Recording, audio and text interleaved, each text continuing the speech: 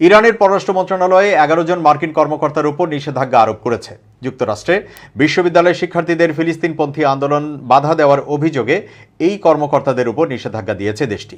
স্থানীয় সময় গতকাল বুধবার এক বিবৃতিতে মন্ত্রণালয় নিষেধাজ্ঞার কারণ হিসেবে মার্কিন যুক্তরাষ্ট্রে ফিলিস্তিনপন্থী ছাত্র আন্দোলন দমনে মানবাধিকার লঙ্ঘন করার কথা উল্লেখ করেছে।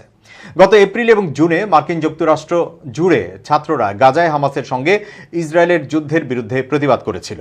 হামাস গত অক্টোবরের 7 তারিখে ইসরায়েলে হামলা চালায়। এতে 1200 ইসরায়েলি নাগরিক নিহত হয়। এছাড়া আরও 250 জনকে জিম্মি করে নিয়ে যায় গাজায়। ইসরায়েলের পাল্টা হামলায় গাজায় এই পর্যন্ত 37,953 জন নিহত এবং 87,266 জন আহত হয়েছে।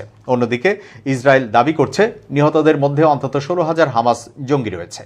ইরানের নিষেধাজ্ঞা পাওয়া আমেরিকানদের মধ্যে রয়েছেন ফ্লোরিডা বিশ্ববিদ্যালয়ের পুলিশ বিভাগের প্রধান লিন্ডা জে স্টাম্পকার্নিক এবং কলম্বিয়া জেলার মেট্রোপলিটন পুলিশ বিভাগের প্রধান পামেলা এ স্মিথ। এছাড়া আছেন জর্জিয়ার জননিরাপত্তা বিভাগের কমিশনার উইলিয়াম বিলি হিচেনসন, জর্জিয়ার ফিল্ড অপারেশনের কমান্ডিং অফিসার এডি গ্রিয়ার। এই নিষেধাজ্ঞার কারণে কর্মকর্তারা ইরানি অর্থ ব্যবস্থা ও ব্যাংকিং সিস্টেমে লেনদেন করতে পারবেন না।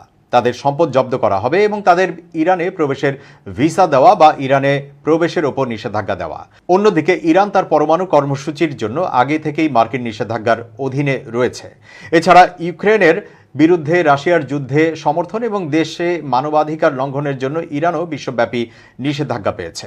ইরানের সর্বোচ্চ নেতা আলী খামেনি সহ ইরানের নেতারা পশ্চিমা বিশ্ববিদ্যালয়ের বিক্ষোভের প্রশংসা করেছেন। বিক্ষোভকারীদের মার্কিন ও ইসরায়েলি নীতির বিরুদ্ধে ইরানের প্রতিরোধের অংশ হিসেবে দেখছেন।